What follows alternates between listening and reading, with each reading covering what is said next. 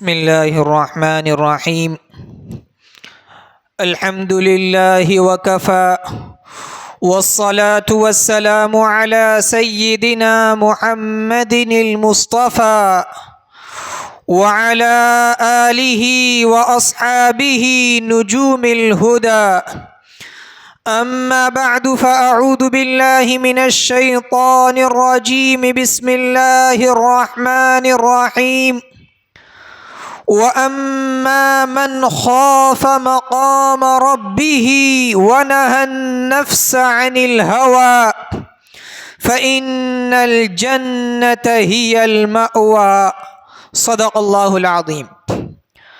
قابل احترام بزرگوں اور عزیز دینی بھائیوں، اللہ رب العزت کا بے انتہا فضل و کرم ہے، انعام و احسان ہے کہ اس نے صحت اور تندرستی کے ساتھ، عافیت اور سلامتی کے ساتھ رمضان المبارک کے آخری دن تک ہمیں پہنچا دیا اور اس میں نمازوں کی، تلاوت کی، تراویح کی ہمیں توفیق عطا فرمائی۔ اس پر ہم سب کو اللہ کا شکر بھی ادا کرنا ہے اور اللہ تبارک و تعالی سے اس کی رحمت اور اس کے فضل کے طفیل اس پر ملنے والے اجر و ثواب کا سوال بھی کرنا ہے، اس کی دعا بھی کرنا ہے، اس لیے کہ کوئی بھی آدمی محض اپنے عمل کی وجہ سے جنت میں داخل نہیں ہوگا جب تک کہ اس کے ساتھ اللہ کا فضل شامل حال نہ ہو جائے، اللہ کی خصوصی رحمت اس کی طرف متوجہ نہ ہو۔ حضرت ابو ہریرہ رضی اللہ تعالی عنہ کی روایت ہے، فرماتے ہیں اللہ کے رسول صلی اللہ علیہ وسلم نے ارشاد فرمایا، لن ینجی احدکم عملہ، تم میں سے کسی کو بھی اس کا عمل نجات نہیں دے گا، چھٹکارا نہیں دے گا۔ صحابہ کرام نے عرض کیا، ولا انت یا رسول اللہ، اے اللہ کے رسول آپ کو بھی نہیں؟ اللہ کے رسول صلی اللہ علیہ وسلم نے ارشاد فرمایا، ولا انا، مجھے بھی نہیں، الا ان یتغمدنی اللہ برحمت منہ وفضل، مگر یہ کہ اللہ تبارک و تعالی مجھ کو اپنی رحمت اور اپنے فضل سے ڈھانپ لے، تب جا کر کے میں بھی جنت میں داخل ہوں گا۔ حاکم نیساپوری رحمۃ اللہ علیہ نے اپنی کتاب مستدرک علی الصحیحین میں ایک روایت نقل کی ہے۔ حضرت جابر رضی اللہ تعالی عنہ فرماتے ہیں، اللہ کے رسول صلی اللہ علیہ وسلم باہر تشریف لائے اور ہم سے ارشاد فرمایا، ابھی جبریل علیہ السلام تھوڑی دیر پہلے میرے پاس سے نکل گئے اور مجھے ایک واقعہ بتلا کر کے گئے۔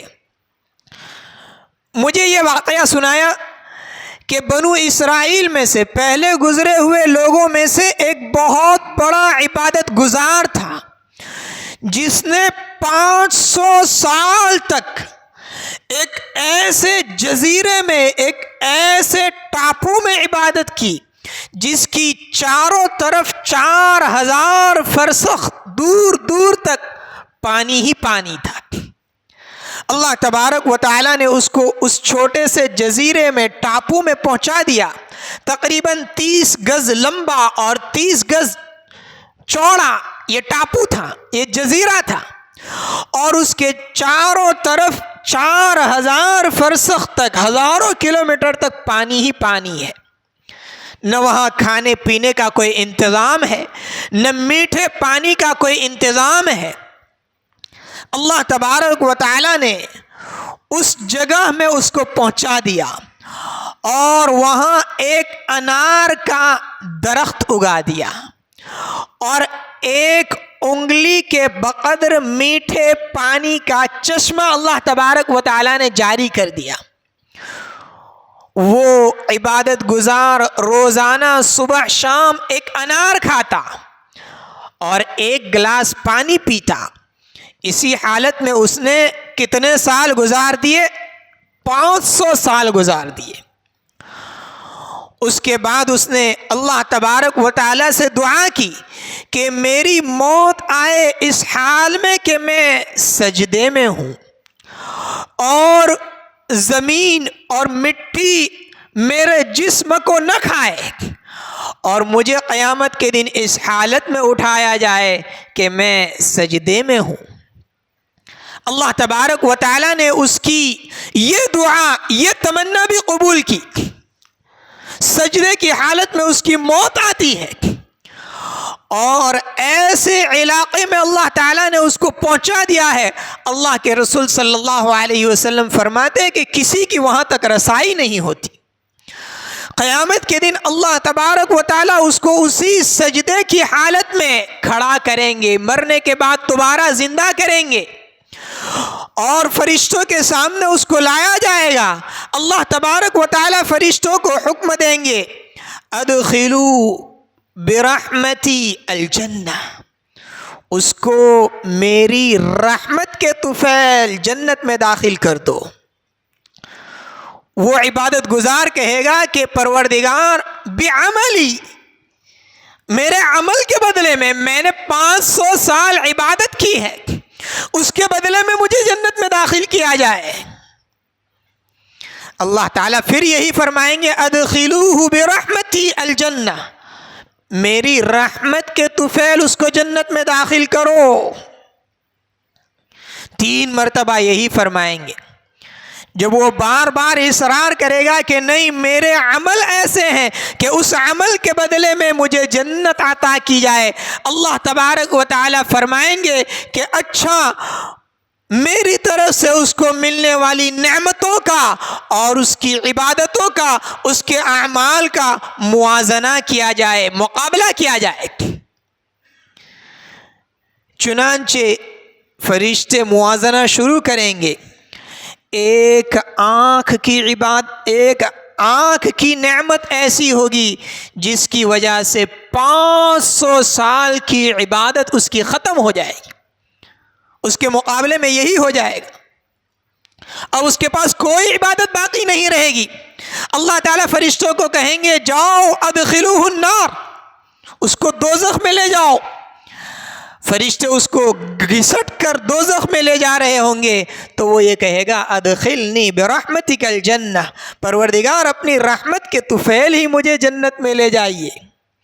اللہ تبارک و تعالیٰ اس کو دوبارہ بلائیں گے، پوچھیں گے، بتلا، قد خلقتک ولم تک شیئا، تو کچھ نہیں تھا، تجھ کو پیدا کس نے کیا؟ پھر تجھ کو جسم کے سارے اعضاء کی قوت و طاقت کس نے عطا کی؟ وہ کہے گا، پروردگار آپ ہی نے۔ تجھ کو 500 سال عبادت کرنے کی قوت اور طاقت کس نے دی؟ وہ کہے گا، پروردگار آپ ہی نے۔ تیرے لیے انار کا درخت کس نے اگایا؟ تیرے لیے میٹھے پانی کا چشمہ کس نے جاری کیا؟ وہ کہے گا، پروردگار آپ ہی کی رحمت کے طفیل یہ سب ملا ہے۔ جب وہ اس کا اقرار کرے گا تب اللہ تبارک و تعالیٰ فرمائیں گے، جاؤ اس کو جنت میں داخل کر دو۔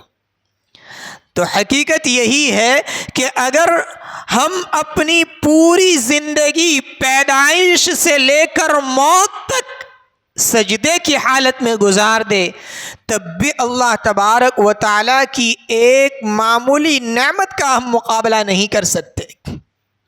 یہ تو اللہ کا فضل ہے، وہی عمل کی توفیق بھی دے رہا ہے اور وہی اس پر اجر و ثواب کا وعدہ بھی فرما رہا ہے، اور بہت تھوڑے سے عمل کا ہمیں مکلف بنایا گیا ہے۔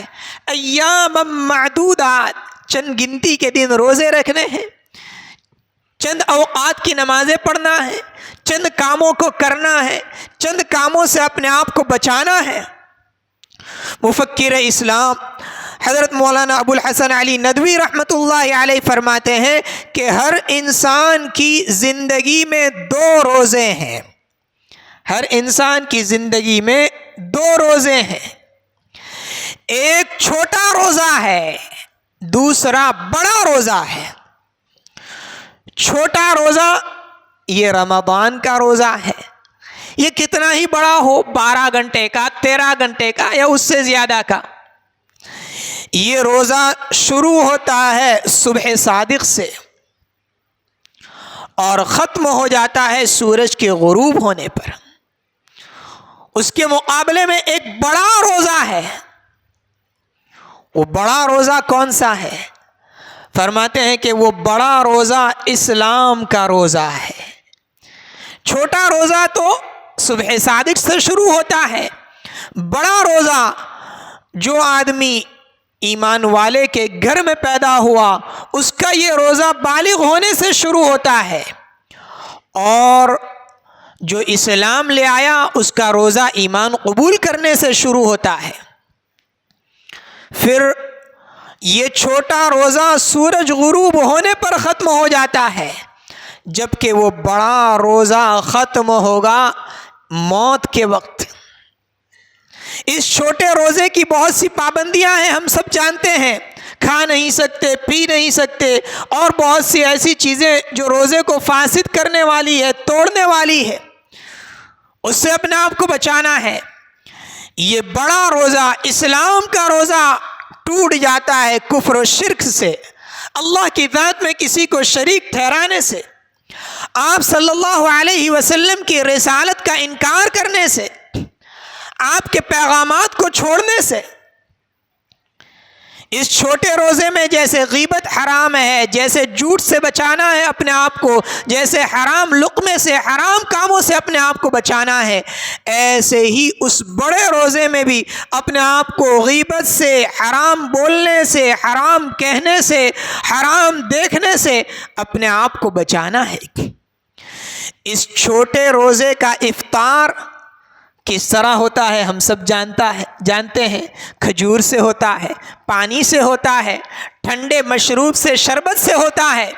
اس بڑے روزے کا افطار جو ہوگا وہ رسول اللہ صلی اللہ علیہ وسلم کے حوض کوثر سے جام کوثر نصیب ہوگا، اس وقت ہوگا۔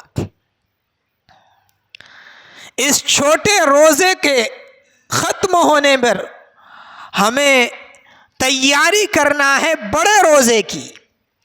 پوری زندگی ہماری گزرے رمضان کی طرح، اس حال میں کہ موت آئے اور فرشتے ہمیں بشارت دے رہے ہو، خوشخبری دے رہے ہو، لا خوف علیکم ولا انتم تحزنون، نہ تمہیں کوئی ڈر ہے نہ تمہیں کوئی غم ہے۔ وہ دن حقیقت میں اس کے لیے عید کا دن ہوگا۔ حقیقت میں جب فرشتے قبر میں رکھیں گے، منکر نکیر سوال و جواب کریں گے، اور اس وقت میں بندہ ان سوالات کا جواب دے گا، تیرا پروردگار کون ہے؟ جواب دے گا اللہ۔ تیرا دین کیا ہے؟ جواب دے گا اسلام۔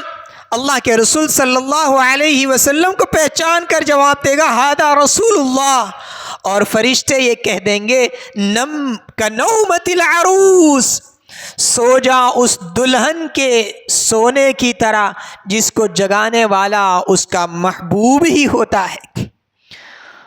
اس دن میں جو حقیقت میں عید کا دن ہوگا وہ اس کے لیے عید کا دن ہوگا، جب پل صراط پر سے بجلی کی طرح گزار دیا جائے گا، نامہ اعمال داہنے ہاتھ میں دیے جائیں گے، اور ہر شخص کو دکھاتا پھرے گا کہ دیکھو دیکھو یہ میرا اعمال نامہ ہے۔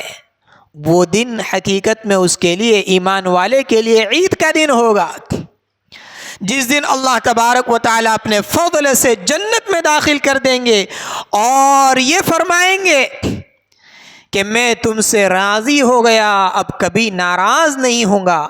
وہ دن ایمان والے کے لیے حقیقت میں عید کا دن ہوگا۔ اس دن کی تیاری کے لیے ہمیں اللہ تبارک و تعالیٰ نے یہ مختصر سی زندگی دی ہے، تھوڑے سے ایسے اعمال دیے ہیں جس کا کرنا ہمیں دشوار معلوم ہوتا ہے، نفس پر بھاری معلوم ہوتا ہے، مگر ہم اس کو کرتے چلے جائیں گے، اللہ تبارک و تعالی جنت کا راستہ آسان فرما دیں گے۔ اللہ تعالیٰ یہی فرما رہے ہیں وَأَمَّا مَنْ خَافَ مَقَامَ رَبِّهِ، جو شخص اپنے پروردگار کے سامنے کھڑا ہونے سے ڈرا، ساری چیزیں دسترخوان پر موجود ہے، 1 منٹ پہلے کوئی ہاتھ نہیں بڑھا رہا ہے، مشق کروائی جا رہی ہے، اسی طرح اپنی پوری زندگی گزار دی جائے، ہر عمل کے کرنے کے وقت اللہ تبارک و تعالی مجھے دیکھ رہے ہیں۔ وَنَهَى النَّفْسَ عَنِ الْهَوَىٰ، اپنے نفس کو خواہشات سے روکا، جی کی چاہتوں سے روکا۔ اللہ تعالیٰ فرماتے ہیں فَإِنَّ الْجَنَّةَ هِيَ الْمَأْوَىٰ، جنت اس کا ٹھکانہ ہوگا۔ یہ دنیا مرضی کی زندگی گزارنے کی جگہ نہیں، خواہشات اور آرزوؤں کے پورا کرنے کی جگہ نہیں، اور اگر کوئی انسان اس میں اپنی خواہشات پوری کرتا بھی ہے تو کسی کی پوری ہوتی نہیں، ادھوری رہ جاتی ہے۔ کوئی بڑے سے بڑا بادشاہ ہی کیوں نہ ہو، اس کی ہر خواہش دنیا میں پوری ہو جائے، ہر چاہت دنیا میں پوری ہو جائے، ایسا ممکن ہی نہیں۔ زندگی کی ہر کسی کو تمنا ہوتی ہے، موت سے ہر کوئی گھبراتا ہے، مگر موت ہر ایک کو آ کر رہے گی۔ ہر شخص تندرستی چاہتا ہے، بیماری کوئی نہیں چاہتا، مگر بیماری آ کر کے رہتی ہے۔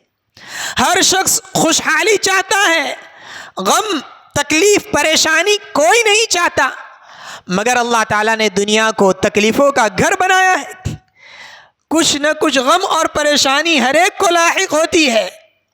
حدیث شریف میں ہے اذا دخل اہل الجنت الجنت، جنتی جب جنت میں داخل ہو جائیں گے، ینادی منادن، ایک اعلان کرنے والا اعلان کرے گا۔ کیا اعلان کرے گا؟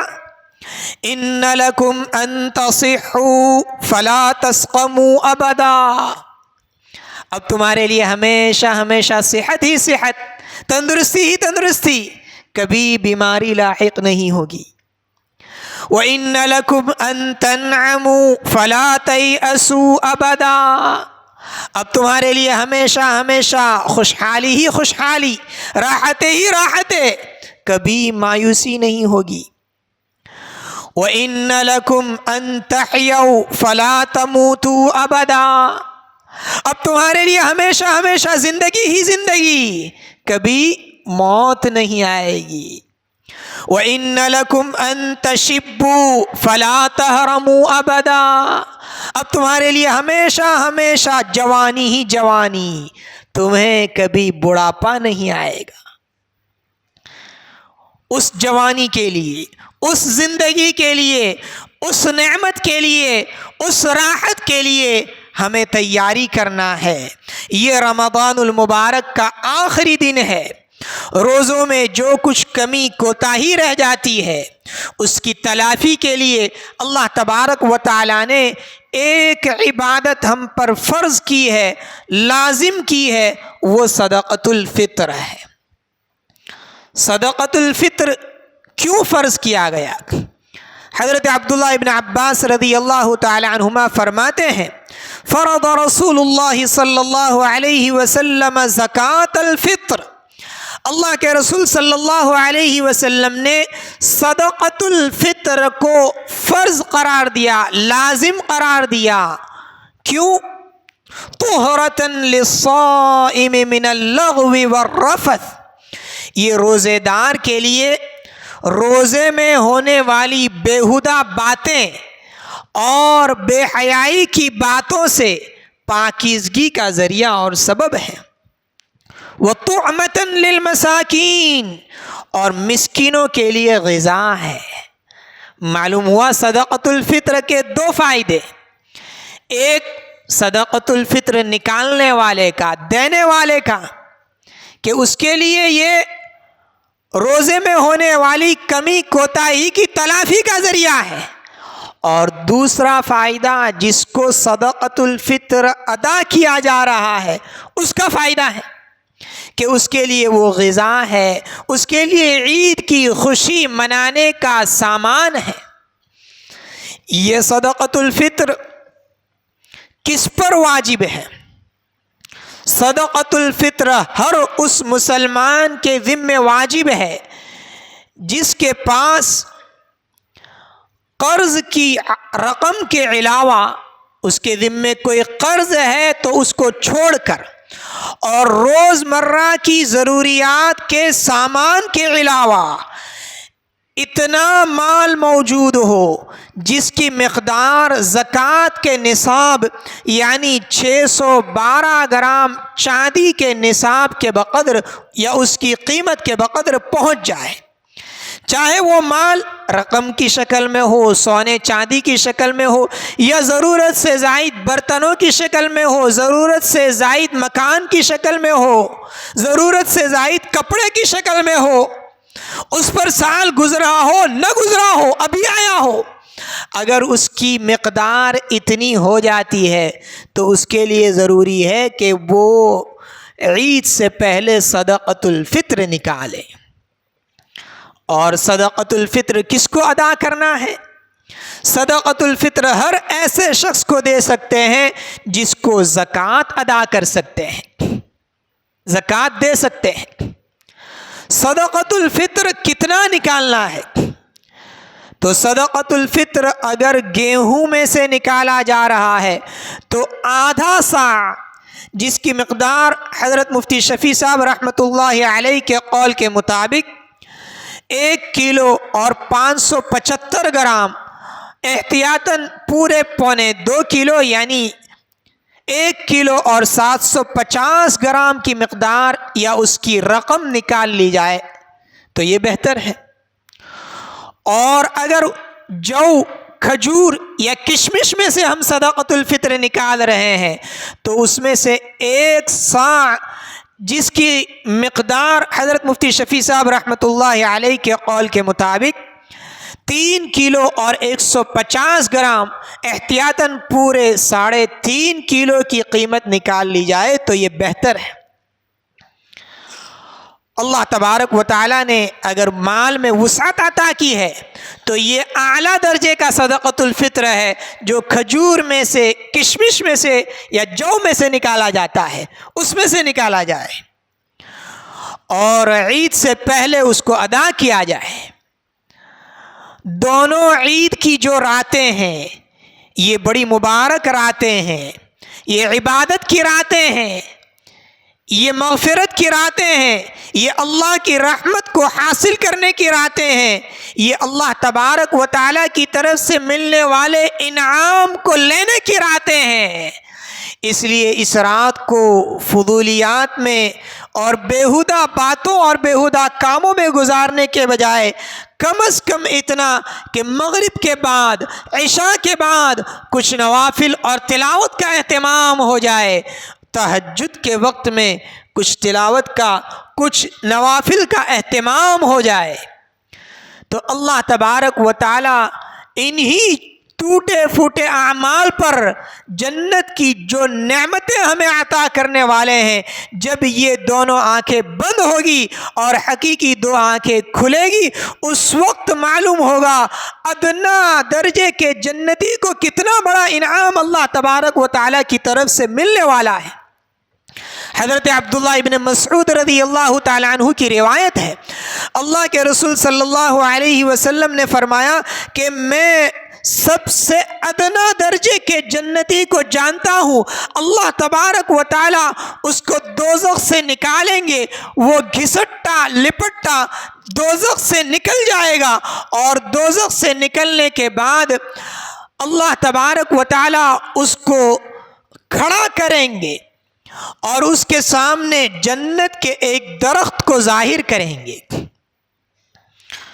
وہ جنت کے اس درخت کو دیکھے گا، اللہ تبارک و تعالیٰ سے عرض کرے گا، پروردگار مجھے اس درخت تک پہنچا دیجئے تاکہ میں اس کے پتوں سے سایہ حاصل کروں، اس کی ٹھنڈی ٹھنڈی ہواؤں سے فائدہ اٹھاؤں۔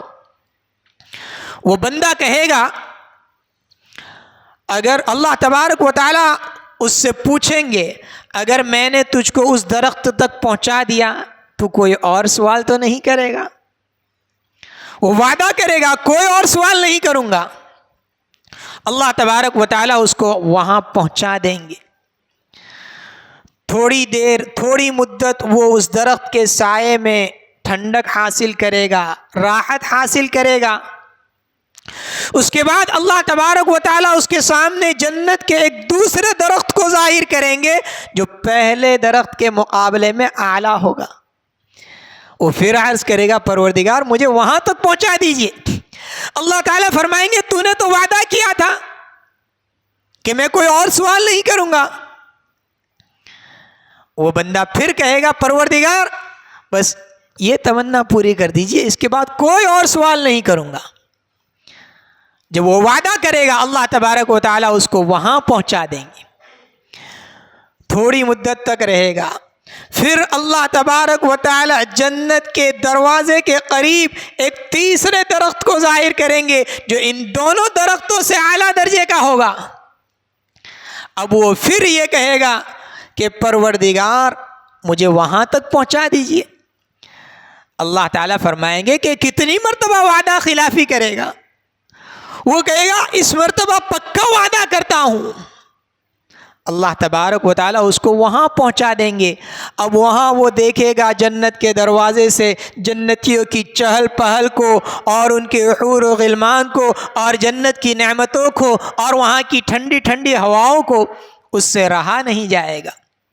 وہ پھر کہے گا پروردگار جب آپ نے مجھے یہاں تک پہنچا دیا ہے تو ادخلنی الجنہ، مجھے جنت میں داخل ہی کر دیجئے.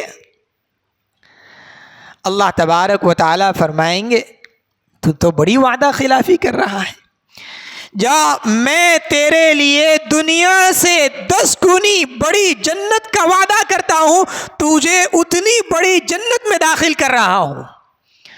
وہ کہے گا اتستہزئ بی وانت رب العالمین، پروردگار آپ بادشاہوں کے بادشاہ رب العالمین ہو کر کے میرے ساتھ مذاق کر رہے ہیں. حضرت عبداللہ ابن مسعود رضی اللہ تعالیٰ عنہ یہ بیان کرتے ہوئے ہنسنے لگے.